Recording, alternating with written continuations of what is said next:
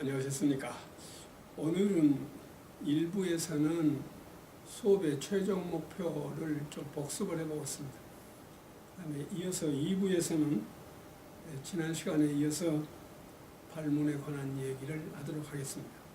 먼저 수업의 최종 목표에 관한 얘기는 지난번에 했습니다만 간단하게 복습을 해보겠습니다. 수업의 최종 목표는 선생님들이 너무나 잘 아시는 것과 마찬가지로 모든 교수학자들이 사고력이라고 말하고 있습니다. 사고력이라고 하는 것은 대단히 넓은 개념이어서 좀 더 구체적으로 말씀을 드려보자면 이런 것입니다.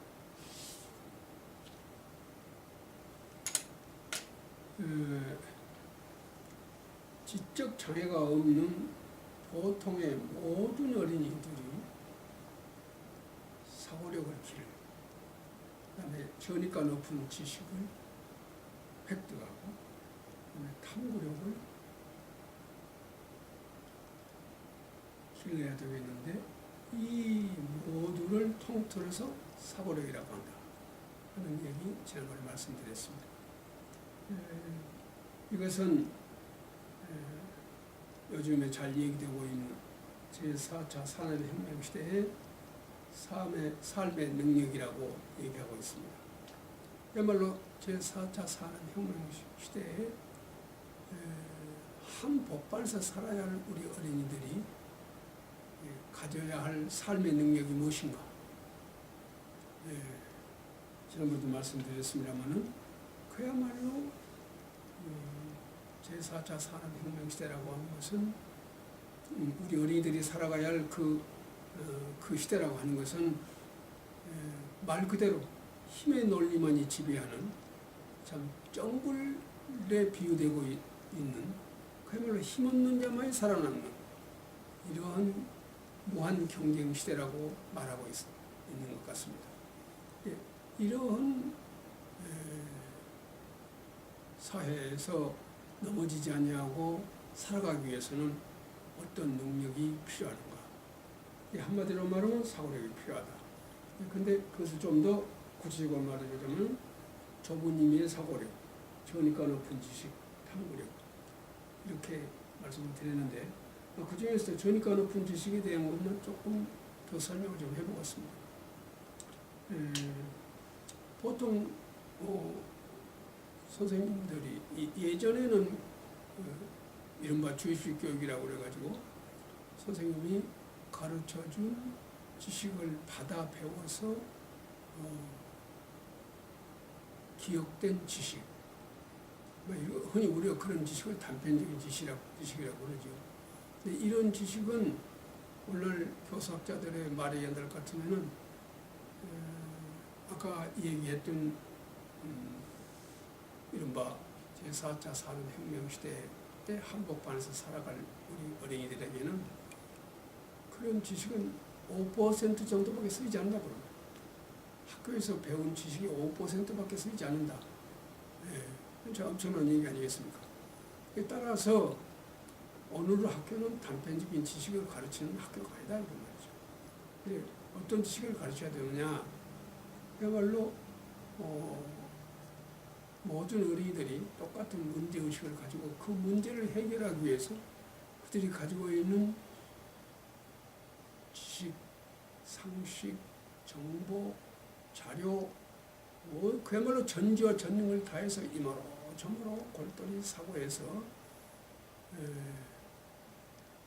그리고 혼자서 공부한 것이 아니라 이웃과 더불어서 그 이웃 가운데는 선생님 그리고 학급 어린이들 이웃과 더불어서 공부한 결과 찾아낸 지식, 그러니까 땀 뻘뻘 흘리고 지적으로 고뇌하고 탐구적으로 모색한 끝에 찾아낸 지식, 이 지식을 우리는 전이가 높은 지식이라고 얘기한다 이겁니다. 그리고 이 지식이야말로 그 살기 어려운 제4차 산업혁명의 한복판에서 넘어지지 아니하고 살아갈 수 있는 삶의 능력이다. 이렇게 말하고 있는 것 같습니다. 자, 그래서 오늘의 수업의 최종 목표는 사고력이다. 이렇게 얘기하고 있는데, 또 아까 짱글에 비유될 만큼 참 힘의 논리만이 지배하는 그 사회에서 살아남기 위해서는 사고력이 필요하다는 것은 두말할 것도 없겠습니다만은, 아무튼 그 사회에서는 크고 작은 문제가 마치 파도처럼 부단히 밀려온다. 이 파도처럼 밀려오는 이 크고 작은 문제의 한복판에 홀로 서서 해결해 가지 않으면 살아갈 수가 없습니다. 이때에 필요한 것이 이른바 사고력입니다. 그런데 파도처럼 밀려오는 크고 작은 문제의 한복판에 서서 그것을 해결해가는 능력이라는 뜻으로 문제 해결력이라고도 얘기한단 말이죠. 그래서 이 사고력이라는 말과 문제 해결력이라는 말이 오늘날 동요로 쓰이고 있는 것 같습니다. 같은 뜻으로 쓰인다 이 말. 사고력. 그래서 가로에서 문제 해결력. 요새 새로 나온 문헌을 보면은 사고력, 그 다음에 가로에서 문제 해결력 이렇게 써놓은 문헌이 많이 있습니다. 그걸 뭘 얘기하느냐면은 결국은 동의어로 쓰인다 그런 뜻으로 해석하면 되겠습니다. 그래서 이와 같이 사고력, 다시 말하면 문제 해결력을 기르는 수업은 어떻게 이루어져야 되느냐. 지난번에도 잠깐 말씀을 드렸습니다만 지금 조금 다시 한번 생각해 보도록 하겠습니다.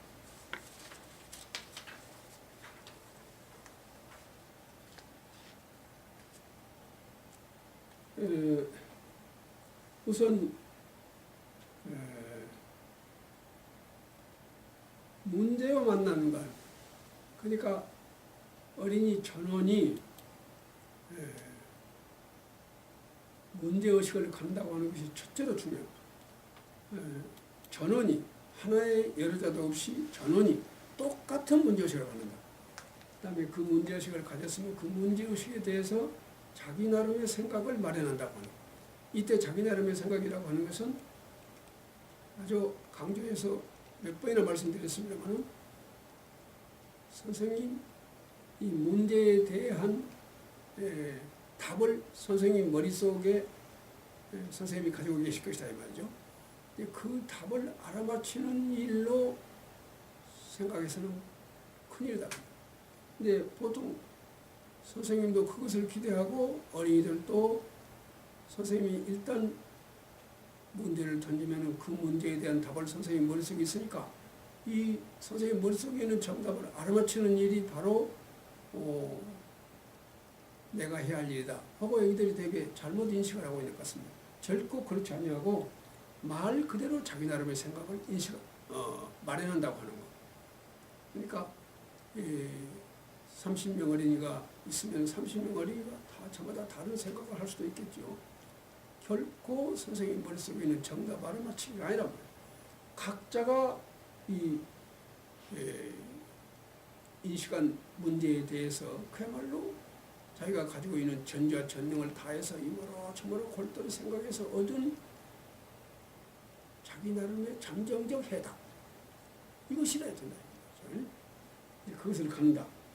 그것을 가진 다음에 전원이 그 생각을 제시해서 전원이 제시한다고 하는 이 방법에 대해서는 나중에 구체적인 방법에 대해서 제가 설명을 드리겠습니다만 어쨌든 전원이 동시에 내놓는다고 말이에요. 내놓고 그것을 가지고 이웃과 더불어 절차탕마한다. 다시 말하면 생각들이 서로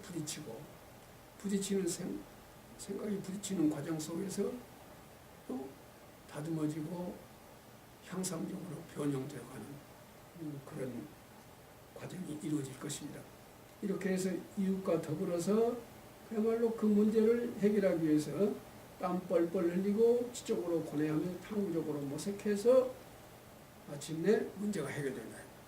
물론 이 과정 속에서 선생님과 이웃들과 더불어서 이런 과정을 통해서 문제가 해결될 것입니다. 이때에 말하자면 문제가 해결돼서 획득하게 된 지식, 이 지식을 우리는 전이가 높은 지식이다. 말 그대로 땀 뻘뻘 흘리고 지적으로 고뇌하고 탐구적으로 모색해서 이웃과 더불어서 모색해서 획득한 지식, 이것이 전이가 높은 지식인데, 따라서 여기에서 매우 소박했던 각자의 생각이 여기 와서는 그야말로 향상력으로 변형돼서 자기 나름의 생각이 확립되는, 이렇게 해서 학습이 이루어진다 이 말이죠.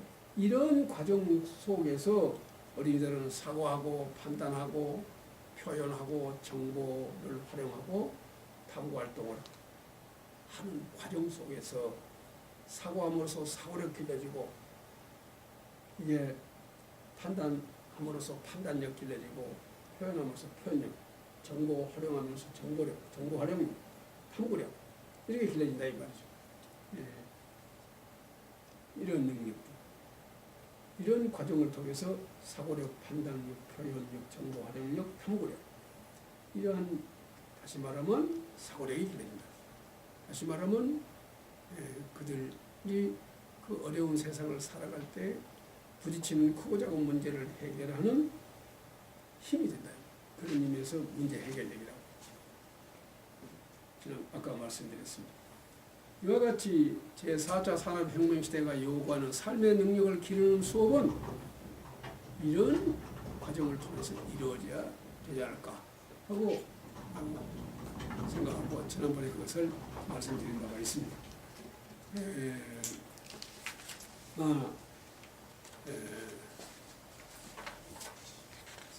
그런데 이와 같은 수업을 하야시 다케지라고 하는 교수께서는 이런 말을 하고 있습니다. 수업이란 어떤 것이냐 그러면 학습자들이 그들의 힘만으로는 도달할 수 없는 높이까지 그들 자신의 손과 발로서 기어오르는 것을 돕는 일이다. 여기서 그들이라는 말은 자기 나름의 생각을 가지고 있는 하나하나의 어린이, 그 하나하나의 어린이들 그리고 선생님과 더불어서 라는 그런 뜻을 가지고 있습니다. 그래서 모두가 다 더불어서 그야말로 어린이들의 손과 발로서 기어오르는데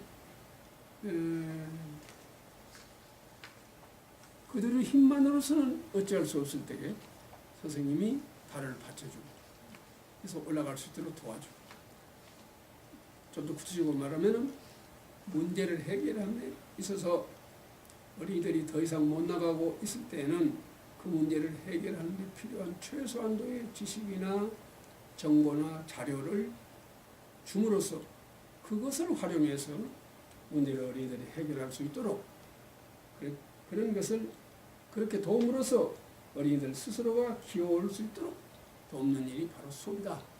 이렇게 하야시 교수는 얘기하고 있습니다.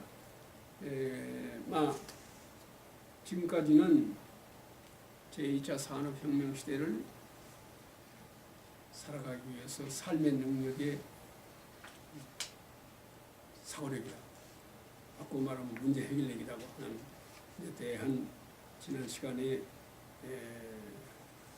공부했던 일에 대한 간단한 복습을 해봤습니다.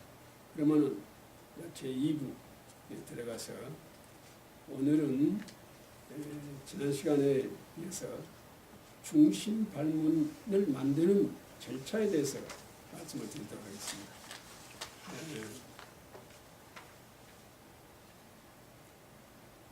중심 발문 만들기의 절차입니다.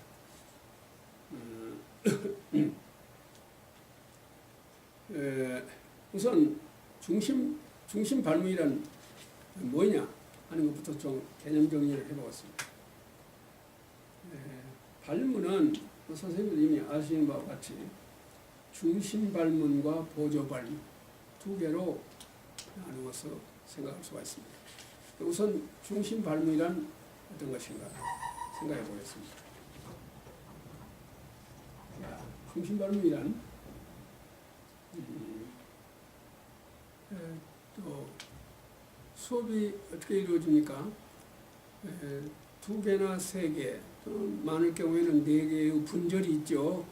1분절이 끝나면 다음에 2분절, 2분절이 끝나면 3분절 이런 식으로 해서 향상적으로 수업이 진행돼 나가죠. 그때 각 분절마다 해서 해결해야 할 큰 문제가 있을 것입니다. 그때 그 무릎, 그때 던지는 무릎, 이것을 우리는 중심 발문.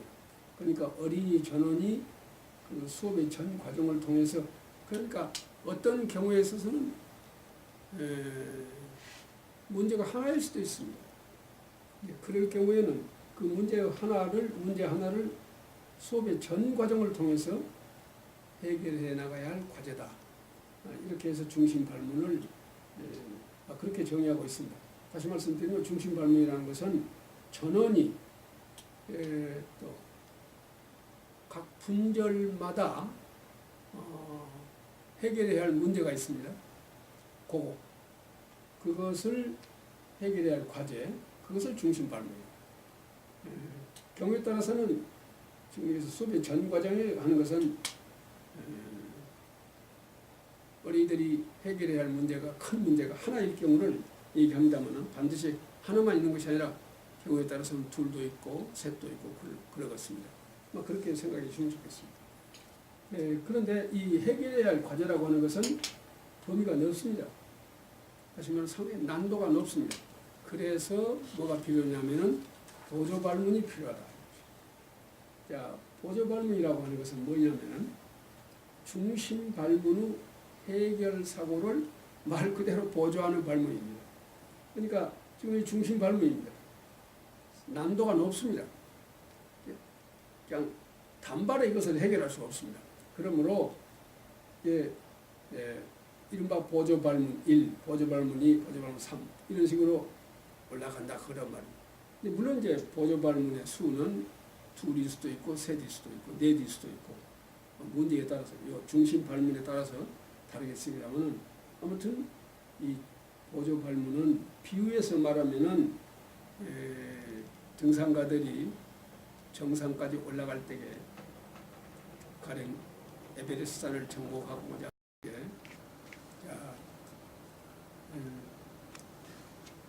또 보조 발문 고물장수는 어떤 마음을 가진 사람이라고 생각합니까? 이것이 이제 보조 발문입니다. 다시 말하면 이 다음에 중심 발문을 이끌어내기 위한 포석으로 이 보조 발문을 던진 것입니다.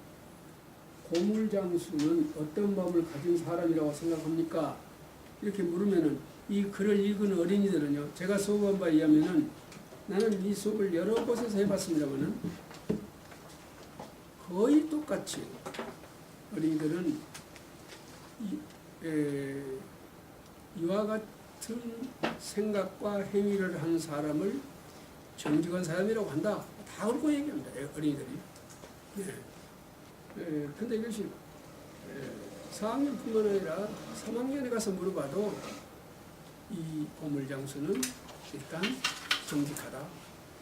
물론 그 중에서 그것이 비록 돈을 주고 샀다고 하더라도 고물 주인이 실수로 고물 속에 금덩이를 넣고 팔았다고 하는 것을 너무나 잘 알지만은 그래도 내가 일단 돈 주고 산 것이 내 것이다 이런 생각을 했지만은 결과적으로는 며칠 후에 주인에게 돌려주기 위해서 가서 주인에게 정직하게 말을 했다고 하는 사실. 이 정도면은 우리 사회에서는 정직한 사람이다 하고 얘기도 또 그렇게 판단합니다. 그래서 이 고물장수는 어떤 마음을 가진 사람입니까? 물어보면 거의 전원이 정직한 사람이라고 그럽니다. 그런데 어린이들이 당연히 그렇게 판단할 것이라고 하는 것을 생각하면서 이 보조 발문을 마련한 것이죠. 왜냐하면은 다음에 중심 발문을 만들기 위해서 그랬습니다. 그러니까 이 중심 발문을 만들기 위한 포석으로서의 보조 발문이라고 할 수 있겠습니다. 자, 중심법을 어떻게 만들었냐? 임자가 고물 속에 금덩이가 들어있는 것을 모르고 판 것이라는 것을 뻔히 알면서도 눈이 휘둥그레지고 고물 속에서 금덩이가 나오니까 눈이 휘둥그레집니다. 하루아침에 부자가 되었다고 좋아하고 그에 더하여 며칠간이나 가지고 있다가 돌려주려고 주인을 찾아간 고물장수를 정직한 마음을 가진 사람이라고 할 수 있을까? 하고 어린이들한테 물음을 던지는 것입니다. 사실은 어린이들은 이런 것을 그렇게 깊이 생각해 보지를 아니했거든요. 그래서 선생님이 이런 발문을 던지게 되면은 미처 생각하지 못했던 것을 선생님이 얘기해 준지라 과연 그렇네. 선생님 말씀 듣고 보니 정직한 사람일까? 이렇게 해가지고 결국은 어린이들이 나중에 물어보면요. 되게 절반 나눠집니다. 그래도 정직하다. 그 선생님 말씀대로 이러고 보면은 정직한 사람이라고 보기는 어렵다. 이렇게 판단하는 어린이들이 있어가지고요. 둘로 나눠집니다. 그러면은 어린이들이 이때 문제의식을 갖는 것입니다. 고물장수는 정말 정직하냐? 하고 일단 자기는 선생님 요 말씀에 의해서 정직하지 않다고 판단하는 어린이들. 어떤 어린이는 그래도 정직하다 하고 판단하는 어린이들. 말하자면은 자기 나름의 생각을 가지고 있습니다. 자기 나름의 생각을 갖고 내가 판단한 것이 정말 옳은 판단인가 하는 것을 그런 문제의식을 가지고 이 아름다운 싸움이라는 이 문장의 학습을 쭉 해서 마지막에 가갖고 또 한 번 수업의 마지막에 가서 또 한 번 이 문제를 던진단 말이에요. 그럴 때에 어린이들이 이제 제대로 판단을 하게 될 것입니다. 자, 이것이 이제 그 중심 발문의 예였었습니다. 근데 이것은 아까 말씀드린 이 중심 발문은 단번에 이거 해결하기가 어린이들에게는 조금은 어렵단 말이죠. 그래서 이제 보조 발문이 있어야 되겠죠. 간단히 말씀드리면은, 자, 아까 보조 발문 앞에 하나 있었죠. 그래서 두 번째 보조 발문. 금덩어리가 굴러나온 그 순간 어떤 충동을 받았습니까? 이것은 수업에서요 어린이들에게 고물장수가 되어가지고 그날 하루에 사온 고물을 분류하는 작업을 책상 위에서 시켰습니다. 그래놓고 금덩이가 나왔다 하고 선생님이 신호를 하면은 그 순간에 어떤 충동을 받는가 하는 것을 간접 체험을 시켰던 것입니다. 그래서 물어본 것입니다. 금덩어리가 굴러나온 그 순간 어떤 충동을 받았습니까? 세 번째는 이런 경우 신은 어느 쪽에 설까요? 신. 인간과 신을 대비시키기 위해서.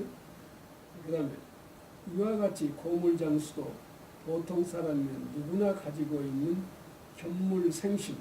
견물생심이라는 것을 가르쳤습니다. 그 전에 견물생심이라는 약점을 똑같이 가지고 있다는 사실을 안 지금 고물장수가 한 말이나 행동으로 이루어 그는 어떤 마음을 가진 사람이라고 생각합니까? 이런 보조 발문을 줌으로써 아까 말씀드린 대로 이제 중심 발문을 제대로 해결할 수 있다. 그러니까 종전에는 조금 외람된 말입니다만 제가 참관한 많은 수업에서는 바로 중심 발문만 던지기 때문에 어린이들이 너무 어려웠습니다. 그래서 그 중심 발문에 응답할 수 있는 소수의 어린이들만 사고를 하고 나머지 어린이들은 너무 어려우니까 아예 사고하려고 생각하지 않았었습니다. 사고력이라고 하는 것은 수업의 최종 목표이고, 그리고 그 최종 목표인 사고력은 어린이들 각자가 사고했을 때 사고력은 길러진다 이 말이에요. 그런데 중심 발문만 던져놓고 어린이들에게 사고하도록 하면은, 아까도 말씀드렸을 때 부르짖습니다만, 어려워서 아예 사고하지 못한 어린이들 아주 우리가 경험해본 것 같이 많죠. 이렇게 해서 많은 어린이들은 사고할 수가 없기 때문에 사고하지 않음으로써 사고력이 길러지지 않을 뿐다. 소수의 어린이들만 사고함으로써 사고력이 길러지는 그런 비정상적인 수업이 이루어진 것이 지금까지 우리의 일반적인 수업이 아니었는가 하고 여러분들에게 생각하고 있습니다. 자, 그래서 보조 발문의 필요성, 물론 이제 중심 발문을 어떻게 만들 것이냐는 것이 더 중요합니다만 두 가지 발문이 필요하다는 말씀을 드렸습니다. 그러면은 지금부터서 정말 중심 발문을 어떻게 만들 것인가, 중심 발문 만들기 절차에 대해서 말씀드리겠습니다. 물론 중심 발문 만들기라고 하는 것도 지난 시간에 말씀드렸던 발문의 법칙에 의해서, 발문의 법칙에 준해서 거기에 준거해서 만들면 되지요. 그러나 좀 더 이제 그 발문의 법칙을 적용함에 있어서 좀 더 우리 선생님들이 알고 계시면은 중심 발문 만들기가 용이한 것으로서 중심 발문 만들기 절차를 생각해 봤습니다. 첫째 절차입니다. 그리고 지금부터서 중심 발문을 어떻게 만들 것인가 말씀드리겠습니다. 절차. 본시에 어린이들이 학습하지 않으면 아니 되는 학습 내용을 어린이들이 이해할 수 있는 말로 구체적으로 진술한다. 선생님들이 이 시간에 어린이들이 학습해야 할 내용, 교사 입장에서는 수업의 목표가 되겠죠. 무엇을 학습할 것인가. 그래서 선생님들이 잘 알고 계시지요.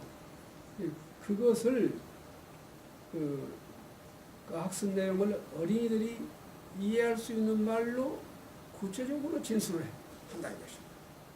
자, 그리고 진술해 놓은 학습 내용 중에서 가장 중요한 핵심 내용에 밑줄을 친다. 이겁니다. 또 준비한 자료를 가지고 설명해 드리겠습니다.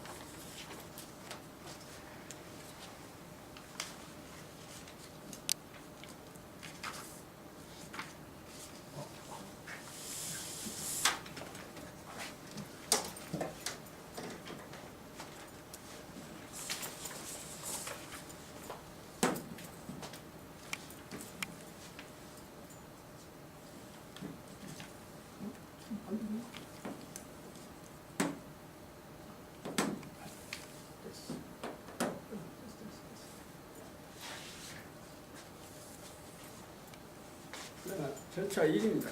절차 1. 아까도 말씀드렸습니다만, 본시에 어린이들이 학습하지 않으면 아니 되는 학습 내용을 어린이들이 이해할 수 있는 말로 구체적으로 진술한다.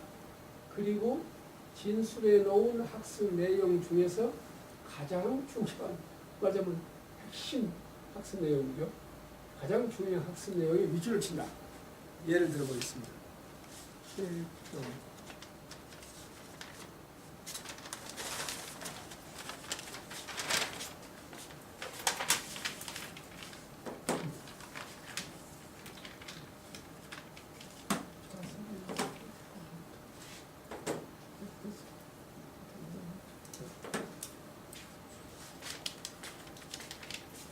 이 절차의 예입니다.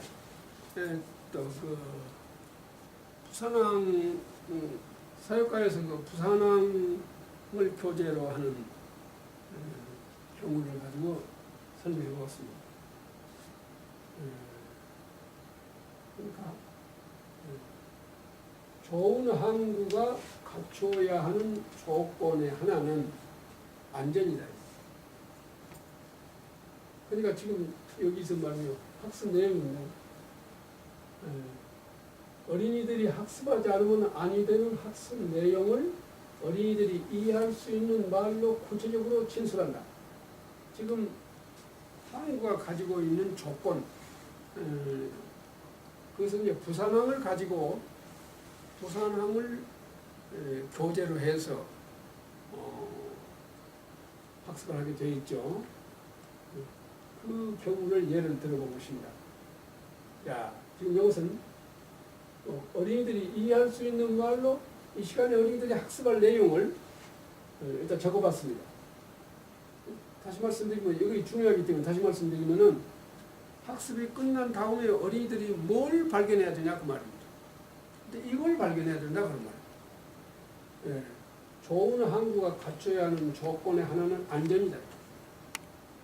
태풍 때 밀려오는 큰 파도를 막아 항구 안의 모든 배를 보호해야 하기 때문이다. 그래서 좋은 항구가 갖춰야 할 조건의 하나는 안전이라는 것이죠. 부산항은 그 교재가 부산항을 다루고 있거든요. 부산항은 태풍 때 항구 안에 있는 모든 배를 안전하게 보호해 줄 수 있는 지리적 조건을 잘 갖추었다. 지리적 조건. 자, 근데 그 지리적 조건이 무엇이냐 하면은 부산항 앞에 있는 섬인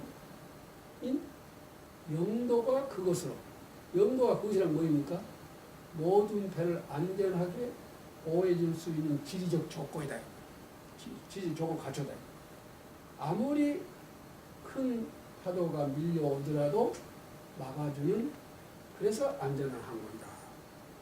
이것이 말하자면 무엇입니까? 가장 말하자면요, 본시의 어린이들이 학습하지 않으면 아니 되는 학습 내용입니다. 학습 내용이요. 그러니까 이 시간 수업이 끝난 다음에 어린이들은 적어도 이 내용을 알아야 된다. 그렇죠? 물론 이제 이것을 아까 말씀드렸던 그런 수업의 과정 속에서 이웃과 더불어서 이런 것이 이제 발견이 되었습니다만 어쨌든 이렇게 구체적으로 한번 써본다 그런 말이에요. 선생님이. 여기 다른 말은 교재용 아니겠습니까? 수업 전에 교재용을 뭐답니까? 결국은 어린이들이 학습하지 않으면 아니 될 학습 내용, 이것을 선생님들이 정리해보는 것이 교재용 아니겠습니까? 물론 이것뿐만 아니지만 가장 중요한 내용이 이것일 것입니다. 자, 그런데 여기서 뭐냐면 이 중에서도 핵심이 되는, 가장 핵심이 되는 학습 내용, 이것을 밑줄 치자고 말이에요. 무엇이겠습니까? 부산항 앞에 있는 섬인 영도가 그것이다. 영도가 앞에서 딱 있어가지고 큰 파도를 막아주고 그래서 부산항이 안전한 항구니까. 예. 그래서 여기다가 저를 쳤습니다. 자, 여기까지가 절차 1입니다. 자, 그 다음 여기까지는 선생님 되게 진전이 가십니까? 예. 자, 그 다음은 요것은 이제 예를 들어놓은 것이고, 아까 예를 들어놓은 것이고, 또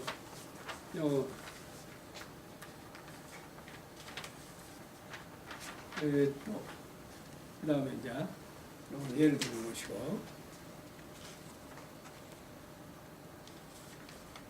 자, 절차 2입니다. 절차 2를 보면은 절차 1에 의하여 진술해 놓은 학습 내용 중에서, 학습 내용 진술해 놨죠? 학습 내용 중에서 밑줄 치지 아니한 부분으로 밑줄 쳐진 내용이 해답이 되는 물을 만든다. 이거 조금 말이 까다로운데 이 말은 무슨 말이냐면은 그러니까 어려운 말은 아닙니다.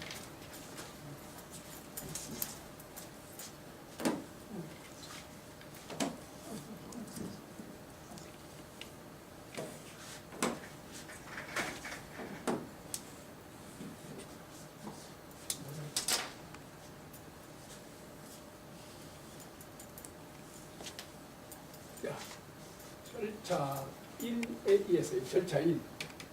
절차 1에 의하여 진술해 놓은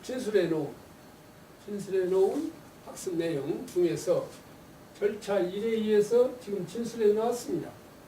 다시 말하면 학습하지 않으면 아니 될 내용 진술해 놨습니다. 절차 1에 의하여 진술해 놓은 학습 내용 이것인데 학습 내용 중에서 아까 밑줄 쳤죠? 밑줄 쳐놨습니다. 그런데 밑줄 치지 아니한 부분, 밑줄 치지 아니한 부분으로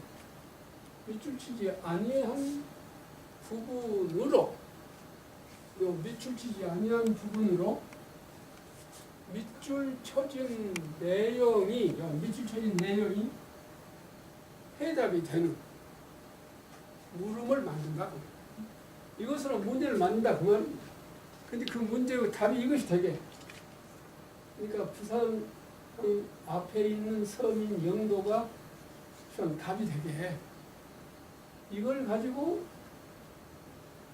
문제를 낸다. 그러면 그 문제가 중심 발문이다. 그러면 자 그러면 그래도 조금 시원치 않죠? 보십시다. 이것으로 가지고 물음을 맺는단 말이에요. 물음을 맺는다. 아 이게 뭐 여기 알잖아요. 가령은 뭐 지리적 조건 있죠. 지리적 조건. 어떤 물음을 만들겠습니까? 모든 배를 안전하게 보호해주고 있는 지리적 조건은 무엇이냐? 이렇게 물 수가 있죠. 그렇게 문제를 만들 수 있다고 말입니다. 그러면 이것이 답이 안 되겠습니까? 그러니까 이 속에 문제도 있고 답이 들어있다. 여기 이거 갖고 문제를 만들자고 말이에요. 이 단원에서 어린이들이 탐구해야 할 문제를 이걸 가지고 만든다.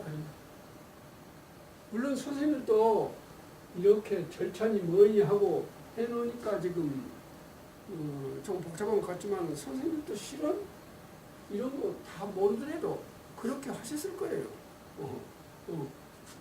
말하자면 어린이들이 학습하지 않으면 아니 되는 학습 내용을 머리에 두고 만들어서 문제를 만들었을 거란 말이에요. 그것을 정리하는 것에 불과합니다. 실은. 그러니까 다시 여기를 음미해 보겠습니다. 절차 1에 의하여 진술해 놓은 학습 내용 여기 진술해 놨습니다. 절차 1에서 그렇게 하자고 안 했어요? 학습하지 않으면 어린이들이 학습하지 않으면 학습 내용을 어린이들이 이해할 수 있는 구체적인 진술 해놨습니다. 근데 선생님들이 수업을 하려고 할 때 교재용을 안 할 수 없는데 그 교재용에서 맨 처음 못 하시니까 결국 수업이 끝난 다음에 어린이들은 무엇을 알고 또는 어떠한 태도가 형성되고 이런 거 미리 다 연구지 않습니까? 이런 거 교재 연구라고 하는 거 한다고 말이죠. 이것이 그 얘기입니다. 이렇게 말로 만드는 거 조금 어려운 것 같는데, 야, 이 부분이 제일 중요한 부분이기 때문에 다시 한번 음미해 보겠습니다. 절차 1에 의하여 진술해 놓은 학습 내용 중에서 밑줄 치지 아니한 요 부분으로 이것이 답이 되게요. 밑줄 쳐놓은 말하자면 영도라고 하는 이것이 답이 되게 여기서 문제를 만들어 봐라 그런 말입니다. 그러면 똑같은 말 자꾸 내가 되풀이하는 것은 뭐냐면은 이해가 잘 안 되시면 어쩌냐 걱정이 돼서 하고 있습니다. 그렇게 되면은요 결국은 얼른 보면 우기는 그만두더라 외국 보면은 모든 배를 안전하게 보호해 줄 수 있는 지리적 조건을 잘 갖추고 있다. 그 지리적 조건이 무엇입니까? 결국 영도라고 하는 섬이 있다 그 말 아닙니까? 결국. 그러니까 여기서 문제를 맨다면 어떻게 매달아 쓰겠습니까? 모든 배를 안전하게 보호해주고 있는 지리적 조건은 무엇이냐? 이렇게 물어보면 된다 이 말이에요. 그랬구나. 어린이들은 영도라는 것만 찾지 못한대. 찾게 될 것이다 그 말이에요. 예. 자, 그 얘기인데 이해가 좀 가십니까? 예. 예. 됐습니다. 그 다음입니다.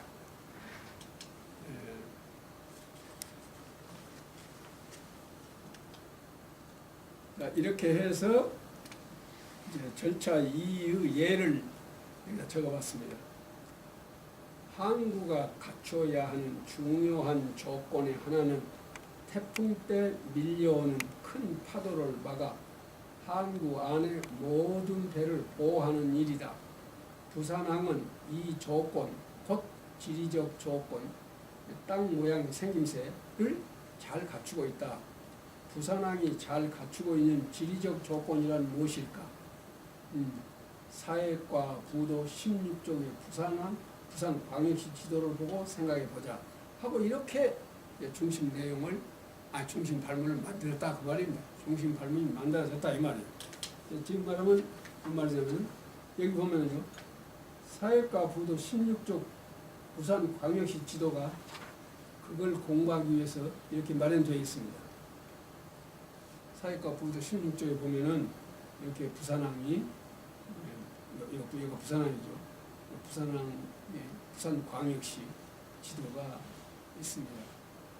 야, 그러니까 이것을 여기다가 찍을까?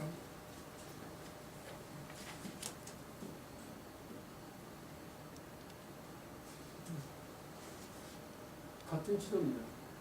같은 지도인데. 자, 그 다음에 이제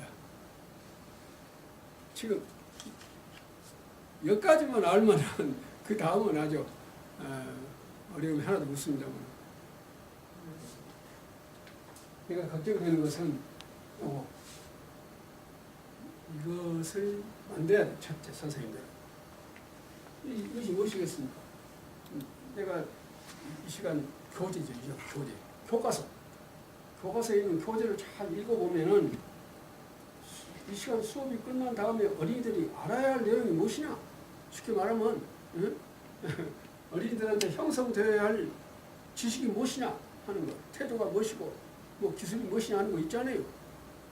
그것을 어린이들이 이해할 수 있는 말로 구체적으로 진술을 해보자고 이렇게 진술해봐. 진술은 다음에 그 중에서도 가장 핵심 내용 에다가 밑줄을 쳐보자 그 말. 그런 다음에 요 밑줄 치지 아니한 이 부분을 가지고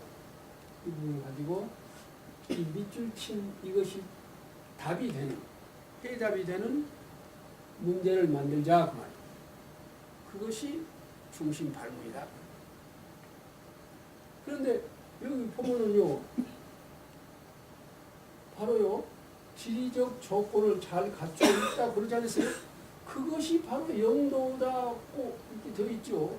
그러니까 여기서는 어린이들이 영도라는 것을 이제 요 지도를 보고 찾아내야 되는데, 그러기 위해서 어떻게 합니까? 결국은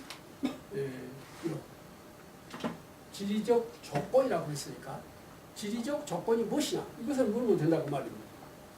그래서 아까 보신 대로 여러운 발명이 만들어진다 그런 말. 여러운 발명. 자 그러면은 절차 3으로 가겠습니다. 끝까지 절차 3은 무엇이냐? 저렇게 해서 문제가 만들어졌으면 중심 문제가 중심 발문이 만들어졌으면은 이 중심 발문을 전 어린이들에게 던집니다. 그런데 어린이들 가운데에는요, 여러 가지 그 지적 요구 수준이 개인차가 있습니다. 모든 어린이들 지적 요구 수준에 개인차가 있으므로 난도에 차가 있었을 거 아니야. 그래서 순발력이 좋은 애기들, 순발력이 그만 못한 애기들, 그 어린이들 지적 요구에 맞게 문제가 만들어져야 될 거란 말이죠. 그래서 난도에 차가 있는 복수의 발문을 마련하여 전원이 각자의 요구에 맞는 물음을 선택하여 응답하도록 한다. 그래서 이때 난도가 높은 발문부터 가난도 발문, 나난도 발문. 그러면 이 가난도, 나난도, 다난도 어떤 교재에 대해서는 뭐 가난도 하나만 갖고도 되는 경우도 있겠죠. 모든 어린이한테 다 던질 수 있는 그런 문제 같아요. 그런데 어떤 문제는 또 나난도까지, 두 개의 난도, 어떤 것은 다난도까지 이렇게 복수로 만드는데, 선생님들이 이거 어떻게 또 복수로 만드냐 이렇게 생각할 수 있을지 모르겠습니다. 근데 실은 이것이 있기 때문에 연구해 놓은 것이 있기 때문에 복수로 만들기가 매우 쉽습니다. 조금 예를 들어보면 선생님이 금방 이해가 가실 거예요. 그러니까 제일로 이 중심 발문 만들면서 중요한 것은 이걸 잘 만들어야 돼요. 그러니까 어린이들이 학습해야 할 학습 내용. 자, 예를 들어보겠습니다. 가난도. 부산항은 안전한 좋은 항구가 갖추어야 하는 지리적 조건을 잘 갖추고 있습니다. 부산항이 갖추고 있는 지리적 조건이란 무엇일까요? 사회과 부도 16종이 부산광역시 지도를 보고 찾아보시오. 그러니까 이것은 3월 6일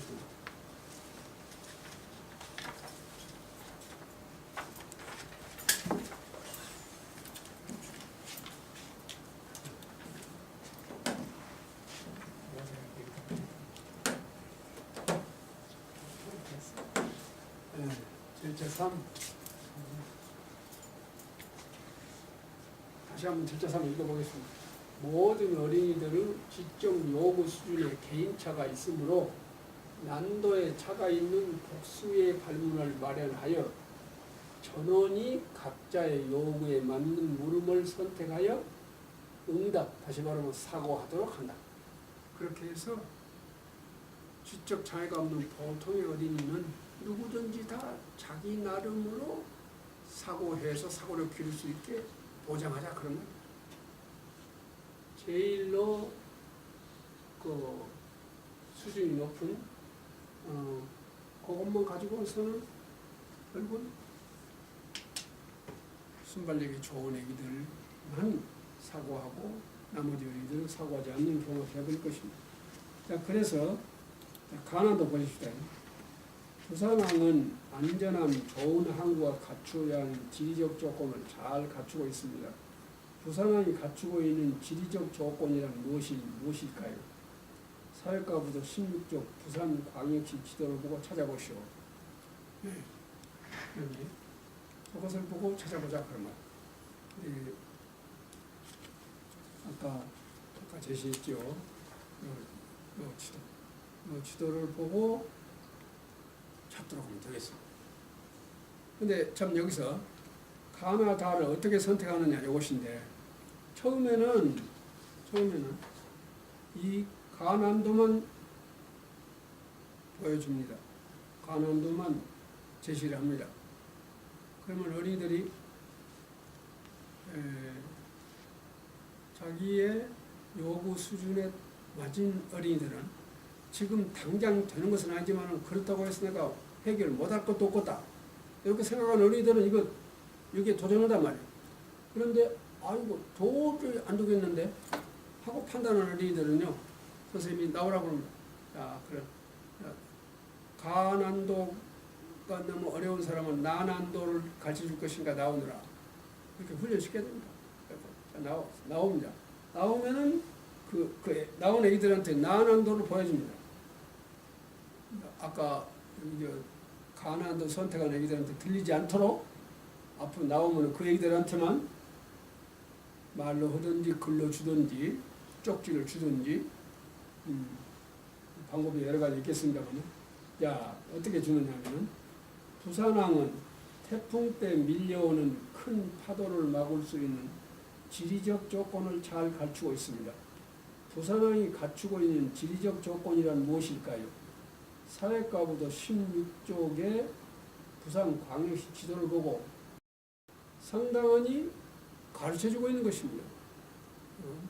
어린이들이 사고함에 필요한 지식이나 정보나 자료를 준다 이 말이에요. 그렇게 해서 그걸 활용해서 사고할 수 있도록.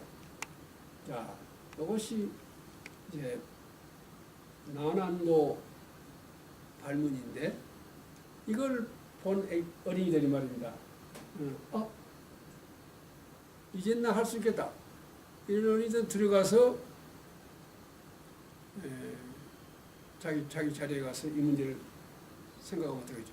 그래서 선생님 조금 수고스럽지만은 요 난난도를 미리 프린트해서 가지고 있다가 애들한테 간단히 설명해주고, 자 이것을 해결할 수 있는 사람은 각자 자기 자리로 들어가서 생각해보자. 그러면 그들이 들어갑니다. 근데 이걸 바꿔도 너무 어려워서 하고 주저하는 어린이들은요, 그대로 있으면 됩니다. 그러면 그 애들에게는 다난도를 준다고. 다난도를 어떻게 주느냐. 사회과 보도 16쪽의 부산광역시 지도에서 부산만과 그 옆의 수용만의 땅의 모양을 비교하여 한쪽엔 있고 다른 쪽에 없는 것을 찾으시오. 여기 보면은, 야, 여기가 부산만이고 여기 수용만입니다. 물론 만이 무엇이라는 걸 지도가 되었겠죠. 야, 어쨌든 부산만과 수용만을 비교해서 양쪽 만을 잘 비교해 보면 한쪽에는 있고 한쪽에는 없는 것이 있다고, 없는 만이 있다고 말입니다. 그거 바로 이거 아닙니까? 영도 많이 가르쳐주고 있다고 말입니다. 그 가르쳐준 그 지식을 활용해서 생각하자 말이에요. 자, 본 결과 이쪽에는 없고 이쪽에 있는 거, 영도라는 섬이다 하고 찾아낼 것이다 그 말. 그러니까 이 수준에 이르면은 어린이들은 다난도에 이르게 되면은 모든 어린이들이 자기 능력에 맞게 문제가 주어졌기 때문에 사고할 수 있지 않을까, 이런 생각을 하는 것입니다. 근데 여기 보면은 이걸 다난도를 어떻게 만드느냐, 그것이 어렵다고 생각할 수 있습니다. 그런데 실은 그게 다 여기가 있거든요. 그러니까 이걸 잘 만들어 놓으면은 아주 쉽습니다. 어려울 것이 하나도 없어요. 근데 이걸 만든다고 하는 것은, 이걸 못 만드는 것은 선생님이 아니지요. 교사님 추성을 보든지 뭘 보든지 이것은 반드시 만들어야죠. 이걸 생각하지 아니하고 수업하는 선생님이 계실까요? 그래서 이것이 있기 때문에 단지 중요한 것은 머릿속에만 두는 것이 아니라 반드시 일단 기록을 해야 됩니다. 자, 이렇게 해서 세 가지 난도를 줌으로써, 또는 경우에 따라서는 두 가지 난도를 줌으로써 각자 지적 요구 수준에 맞게 도전할 수 있도록, 그렇게 해서 모든 어린이들이 자기 나름으로 사고해서 사고한 만큼 사고력을 기를 수 있도록 그렇게 보장하자 하는 것이 바로 이 뜻입니다. 그런데 이제 나중에 가서 우리가 이렇게 다 어린이들이 생각한 다음에는 발표를 하고 그러지 않겠습니까? 각자의 생각을. 그럴 때에 이제 그러니까 그 수영만과 부산만을 비교해보는 경우 있잖아요. 그런 경우 같으면은 이거 저것을 이렇게 띄워버려요. 보면은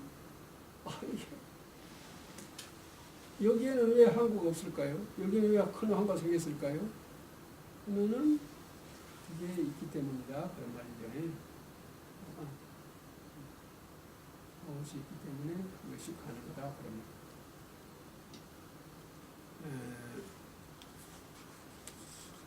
그래서 이런 자료가 매우 필요하지 않을까 그런 생각을 합니다. 자, 이렇게 해서 절차 3까지 이루어졌습니다. 절차 4입니다. 절차 4는 알맞은 정도의 제한을 가함으로써 부하를 건다.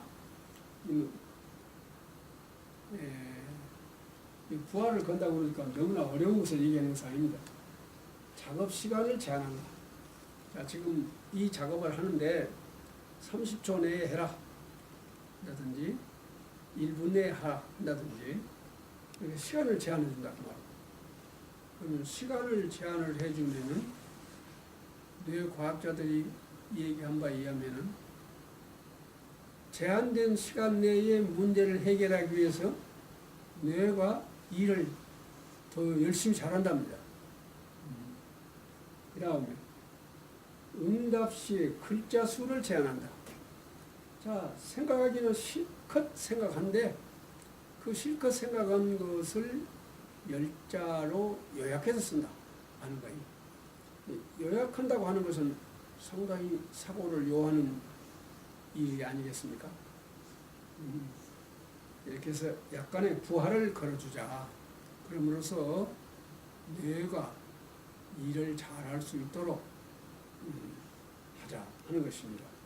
예를 들면은 작업 시간에 제한에서는 이 작업을 3분 이내에 마치시오. 또는 응답 시에 글자 수의 제한, 실컷 생각하되 10자 이내로 쓰시오. 이런 식으로 제한하자.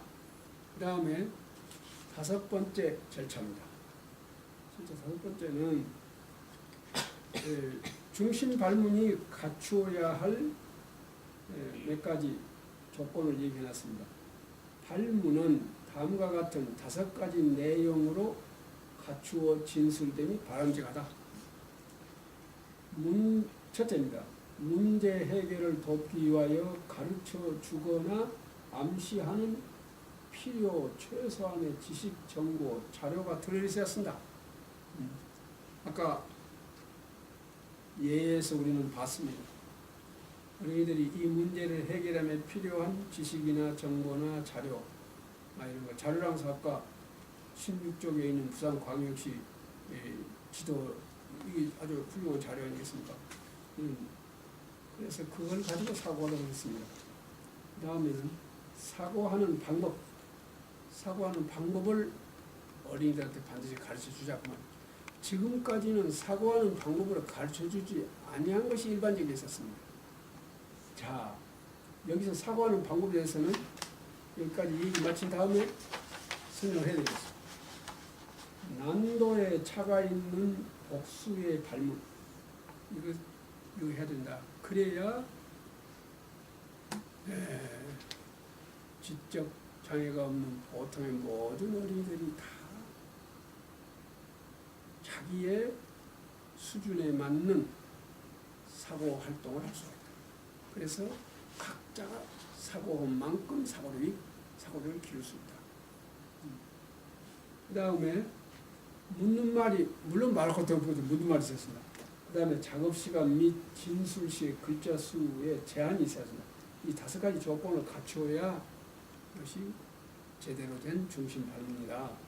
이렇게 생각할 수 있습니다. 자, 여기서 사고하는 방법에 대해서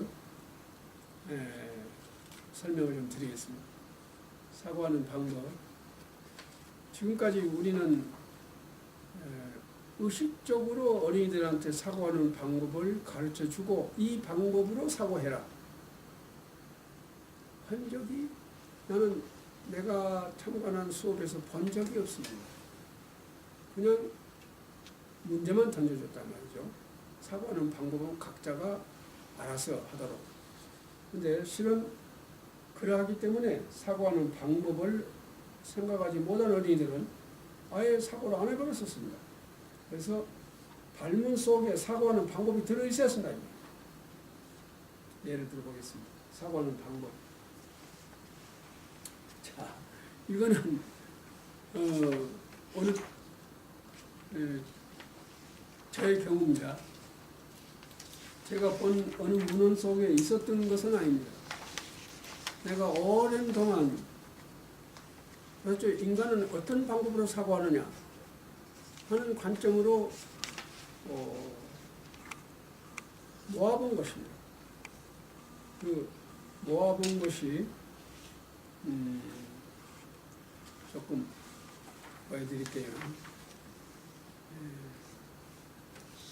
이것은 지금부터 보여드리는 사고하는 방법 중에서 우리 어린이들이 사용할 만한 그런 방법으로 정선해 놓은 것입니다. 한번 보십시다. 그리고 사고하는 방법 1. 선생님인데 사고하는 방법이 여러 가지가 있다고 하는 거. 이것은 제가 찾은 것입니다. 요거 두 번째 이렇게 또 있습니다. 그 다음에 또 사고하는 방법이 여러 해를 걸쳐서 찾았습니다만은 대단히 많이 있더라고요. 그런 거 있습니다. 3. 그 다음에 사고하는 방법에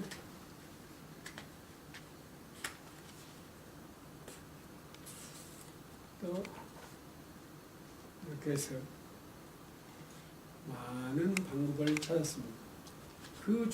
이 중에서 우리 어린이들이 사고함에 있어서 아주 사용 빈도가 높을 것으로 생각되는 것 찾아본 것입니다. 조건을 생각한다. 어떤 조건을 갖추고 있습니까? 하고 묻습니다. 관계를 물어본다. A와 B는 어떤 관계에 있습니까? 하고 물어본다. 그렇게 관계를 생각해라 이겁니다. 생각하는 방법, 관계라는 방법으로 생각해라. 그 다음에 어떤 경우가 있습니까? 이러이러한 것은 어떤 경우가 있습니까? 경우를 묻는다. 그 다음에 기로에 서서 생각하게 한다. 기로에 세워줍니다. 자, A가 맞습니까? B가 맞습니까? 뭐 이런 것도 일종의. 그 다음에 변화. 어떻게 변화됐습니까? 어떻게 변화됐는가를 그런 관점으로 생각하세요. 그 말. 선택해라 이 말. A와 B 중에서 선택하시오. 선택한다고 하는 사고 방법입니다. 그 다음에 비교하시오. A와 B를 비교하시오. 그 다음에 반대 상황을 생각한다. 그 다음에 범인을 찾는다. 누굽니까? 그런 말입니다. 공통점을 생각한다. A와 B의 공통점을 찾으시오. 그런 말입니다. 그 다음에 순서를 생각한다. 순서 없이 늘여놓고 이것을 어떠한 순서로 이것을 맞춰보시오 한다든지. 그 다음에 분류하라. 여러 가지를 놓고 공통함끼리 묶어봐라. 그 다음에 빈도를 알아봐라. 그 다음에 상이점을 찾아봐라. 어떠한 현상이 일어나는가를 알아봅시다. 부정적 경우를 찾아봅시다. 통합해봅시다. 여러 가지 경우가 있는데 이것을 하나로 통합해봅시다. 증명하시오. 이것이 맞는가 틀린가 증명하시오. 오간으로 묻는다. 오간이라는 것은 인간의 오간. 듣는다, 본다, 만져본다, 냄새 맡아본다, 맛본다 이런 것이죠. 그러니까 가령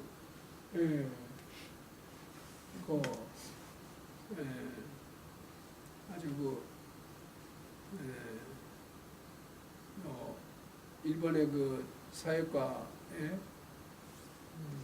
유명한 선생님 아리타 가스마사라고 하는 이 선생님이 만든 발문이 있습니다. 이거 아주 일본에서도 대단히 유명한 발문입니다. 발문 얘기할 때마다 이 얘기가 빠지지 않습니다. 그 누가 말하더라도 꼭 이 얘기가 나옵니다. 아리타 선생님이 무슨 발문을 했냐면은 버스 기사를 다룰 때 버스 기사는 어떤 일을 합니까? 하고 보통 그렇게 묻거든요. 근데 아리타 선생님 뭐라고 하냐? 버스 기사는 어디를 봅니까? 그래. 어디를 봅니까? 어디를 봅니까? 근데 버스 기사는 앞만 본 줄 알았는데 보니까 버스 기사는 여러 군데를 봐.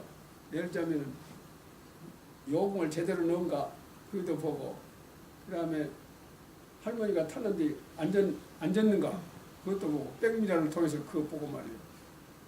또 앞에 자동차가 어쩐가 그거 보고 사고들 다 보다. 예. 그래서 오간으로 묻는 것입니다. 우리들도 사실 오간으로 물으면요 어떤 어린이든지 잘 생각할 수가 있습니다. 국어과의 예에서 그런 거 있어요. 두 양반이 물건을 사러 왔는데 한 양반에 대해서는 굉장히 아주 그냥 고기를 사러 왔는데 고기를 듬뿍 썰어서 막 줘버려요. 근데 한 양반에 대해서는 똑같은 젊은 양반이 왔는데 그 양반에 대해서는 간만큼만 딱 준단 말이에요. 그러니까 그 뒤에 온 양반이 말이에요. 아까 저 양반은 저 사람한테는 말이에요 그렇게 많이 줘놓고 왜 나한테는 똑같은 값을 바꿔도 막 이렇게 주냐? 그렇게 묻는 거 있습니다. 그런 대목에서 그럴 때 뭐라고 물었습니까? 무엇을 보았기에 그리고 그렇게 물으면 쓰겠죠. 오간을 다시 말해 뭔 말이냐면은 이렇게 발견하게 하고 대립시킨다고요. 이렇게 물었을 때에 사고하는 방법을 주고 사고해라고 했을 때에 사고하기가 쉽다는 것이죠. 그리고 사고를 넓게 깊게 할 수가 있다는 것입니다. 말하자면 한정적으로 뭘 사고해라 그러기 때문에 한정에 줬기 때문에 그것만 사고하면 됩니다. 그래서 좀 더 깊게 사고할 수가 있다. 그래서 앞으로 이게 발문을 만들 때는 반드시 사고하는 방법을 곁들여야 된다 하는 이야기입니다. 실은 아까 예로 들었던 그 발문 속에 다 이것이 들어있었습니다. 일일이 또 나중에 설명할 기회가 있겠습니다만은, 자, 이상으로서 말하자면은 중심 발문 만드는 절차에 대한 얘기는 다 한 셈입니다. 그래서 다음에는 또 교재 하나를 가지고 그러면은 중심 발문 만들기 절차에 따라서 만들어진 중심 발문 하나를 가지고 절차별로 어떻게 만들어졌냐 이것을 쭉 살펴보도록 하겠습니다. 그 교재에 드린 염소 2마리라고 하는 이솜 이야기를 가지고 알아보도록 하겠습니다. 이솜 이야기 여러분 잘 아시다시피 2마리의 염소가 외나무 다리 한 가운데서 만나갖고 서로 피결하고 뿔싸움을 하죠. 그러다가 깊은 물에 풍덩 빠져서 이제 사경이 되서사 내가 먼저 양보할 걸, 내가 양보할 것 하고 후회를 합니다. 그런 이솜 이야기입니다. 이 이솜 이야기를 가지고 중심 발문을 어떻게 만들었느냐, 자, 여기 보시도록 하겠습니다. 교재는 염소 2마리. 대상은 사학여인입니다. 여기서 사학여인인데 이것은 꼭 4학년이 아니래도 5학년에도 6학년에도 아주 지도하기 좋은 교재입니다. 수업 목표는 2마리의 염소로 하여금 파경을 막게 한 오기는 모든 사람이 공통으로 가지고 있는 약점의 하나임을 터득하게 한다. 오기 부리다가 결국은 물에 빠져서 사경이 이르렀죠. 오조 발문과 중심 발문 예를 들어놨습니다. 2마리의 염소 중에서 반드시 먼저 건너지 않으면 아니 되는 절실한 사정이 있는 염소가 있습니다. 어느 염소일까요? 하고 묻습니다. 그러면 어린이들이 어떻게 말하겠습니까? 이 글을 잘 읽어왔다고 생각하고 모든 어린이들이 그럽니다. 그런 염소는 없습니다. 그 말이죠. 반드시 먼저 건너지 않으면 아니 되는 그러한 절실한 사정이 있는 염소는 없습니다. 2마리가 다 똑같다. 이것은 중심 발문을 이끌어내기 위한 포석에 썼습니다. 그 중심 발문 어떻게 만들었느냐? 둘이가 다 먼저 건너지 않으면 아니 되는 사정이 없음에도 불구하고 어린이들이 결국 둘이 다 그런 사정이 없습니다 하고 판단을 했습니다. 자, 그렇기 때문에 이제는 둘이가 다 먼저 건너지 않으면 아니 되는 사정이 없음에도 불구하고 먼저 건너겠다고 위험한 외나무 다리 위에서 뿔싸움을 하는 것은 어떤 일과 관련이 있다, 어떤 일과 관련이 있을까 하고 이런 중심 발문을 만들었습니다. 또는 마지막 말은 어떤 것을 잃지 않기 위해서이다. 앞에 쭉 말, 그 우게, 여기요. 파란색으로 써진 이 부분을 여러 말로 고칠 수 있다고 말이에요. 어떤 것을 잃지 않기 위해서이다. 잃지 않아야 하는 것은 무엇이었을까? 이렇게 중심 발문을 만들었습니다. 자, 그러면 이 중심 발문을 어떻게 만들었느냐? 아까 그 절차 1부터 5에 이르기까지 적용하면서 만들었거든요. 그래서 지금 보도록 하겠습니다. 보도록 하겠습니다.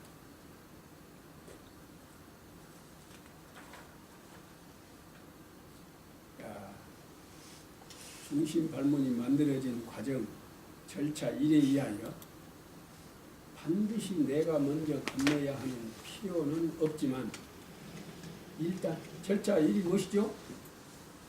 절차 1이 학습하지 않으면 아니 되는 학습 내용이죠. 학습 내용을 선생님이 쓴다 이 말이에요. 쓰고 요것을 쓰고 그 다음에 핵심 내용에 밑줄 친다 이것입니다. 근데 요 이야기가 교재로 되어 있고 이것을 다룰 때는 반드시 학습 내용이 있었을 것 아니겠어요? 자, 그래서 절차 1에 의하여 자, 학습 내용입니다. 반드시 내가 먼저 건너야 하는 필요는 없지만 일단 벌어진 이 싸움에서 내가 반드시 이겨야 한다. 왜냐하면 이 싸움에서 지면 나의 자존심을 잃게 된다. 그러므로 어떤 일이 있더라도 이 싸움에서 내가 이겨야 된다. 이것 아니겠습니까? 여러분, 이것은 이렇게 절차 1에 의해서 만들었습니다. 그래서 나의 자존심을 잃게 된다고 하는 거예요. 자존심, 이거 가장 중요하거든요. 그래서 여기다가 빨간 줄을 쳤습니다. 그 다음에 절차 2에 의해서 다음과 같이 반드시 먼저 건너야만 하는 사정이 없음에도 불구하고 절차 2에 의해서 먼저 건너겠다고 위험한 외나무 다리 위에서 뿔싸움을 하는 것은 어떤 일과 관련이 있다. 어떤 일과 관련이 있을까? 반드시 내가 먼저 건너야 할 필요는 없지만 이 싸움에서 지면은 나는 나의 소중한 것을 잃어버리게 된다. 잃어버리면 안 되는 반드시 지켜야 하는 소중한 것이 무엇인가 하고 말하자면 무엇입니까? 문제가 만들어졌다 그 말입니다. 그 다음에 절차 3에 의해서 이제 난도 가나 다 반드시 먼저 건너야만 하는 사정이 없음에도 불구하고 먼저 건너겠다고 위험한 외나무 다리 위에서 뿔싸움을 하는 것은 어떤 일과 관련이 있을까? 이것이 난도 1입니다. 난도 2. 아까 여기서 지금 관련을 묻고 있지 않습니까? 관련이 무엇입니까? 아까 얘기했던 사고하는 방법이죠? 사고하는 방법이 지금 있습니다. 야, 반드시 내가 먼저 건너야 할 필요는 없지만 이 싸움에서 지면 나는 나의 소중한 것을 잃어버리게 된다. 잃어버리면 안 되는 소중한 것이란 무엇이냐? 그리고 여기는 무엇입니까? 답지를 줘놨습니다. 예, 자존심, 재산, 건강. 답지를 줘놨어요. 그러니까 아까보다는 쉽겠죠? 난도가 낮단 말이에요. 그래서 자, 이렇게 해서 여기는 난도 2까지 가나까지. 그다음에 절차 4에 의해서 이유 작업을 3분 내에 마치시오. 생각한 것을 일자리를 쓰시오. 이런 거 있었죠? 자, 그 다음에 절차 5대로 되었냐? 자, 보십시다. 절차 5에 하면은, 아까 보면은, 난도가 있으니까 3번이 충족되었고, 이것으로 해서, 다시 말하면, 반드시 먼저 건너야만 하는 사정이 없음에도 불구하고, 먼저 건너겠다고 위험한 외나무 다리 위에서 뿔싸움을 한 것은, 이것은 절차 1에 해당된다. 그 다음에 어떤 일과 관련이 있냐, 어떤 일과 관련이 있다 하는 것은 사고하는 방법. 그 다음에 어떤 일과 관련이 있을까, 어떤 일과 관련이 있다. 사고하는 방법. 어떤 일과 관련이 있을까, 묻는 말. 4번. 그 다음에 열자 이내로 쓰시오 하는 것은 또는 3분 내에 마치시오 하는 것은 5번. 부하를 적당한 정도로 준다. 그런 5가지 조건을 잘 갖춘 발문이다. 그런 얘기입니다. 자, 이상으로서 중심 발문에 대한 이제 이 발문에 대해서는요, 발문에 대해서는 끝으로 이 말씀을 드리겠습니다. 발문에서의 발문의 무게, 수업에서 발문의 무게. 수업은 발문으로 시작하여 발문으로 끝나는 일이다. 그래서 수업력은 곧 발문력이다. 그러니까 그 선생님의 전문성을 측정하는 가장 정확한 그 잣대는 발문하는 걸 보면 알아본다고 합니다. 발문.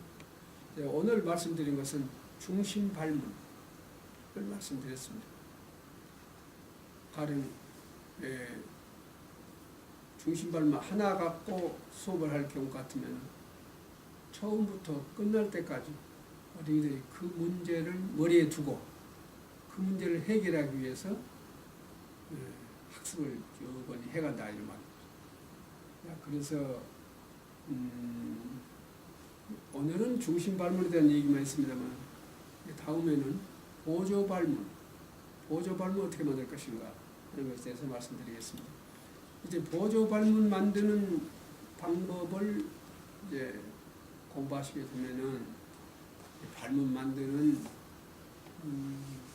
모든 것을 다 공부하시게 되는데, 다시 말하면 발문의 법칙, 그 다음에 중심 발문, 그 다음에 보조 발문, 이걸 알게 되면은요, 그리고 이것을 처음에는 조금 힘드시라고 모르지만은 이것을 자꾸 거듭 실천하고 계시면은 아주 쉽게 발문을 만드는데, 그것도 모든 어린이들이 다 자기 나름으로 사고할 수 있는 발문을 만들 수가 있게 될 것으로 생각이 됩니다. 지금 이것을 알고 있는 저는요, 이것을 알고 있는 저는 물론 오랜 동안 뭐 연구한 것입니다만 발문 만들기가 참 쉽습니다. 그래서 교재를 보면은 중심 발문, 보조 발문 어떻게 만들자는 것이 그냥 교재를 잘 읽어보면 금방 떠올라요. 그래서 여러분께서도 조금만 이것을 그대로 실천하시면은 어렵지 않게 저와 같은 수준에 도달할 수 있을 것으로 생각이 됩니다. 오늘 이야기는 이 정도로 마치겠습니다. 수고 많이 하셨습니다. 감사합니다. 꼭 7시가 됐습니다.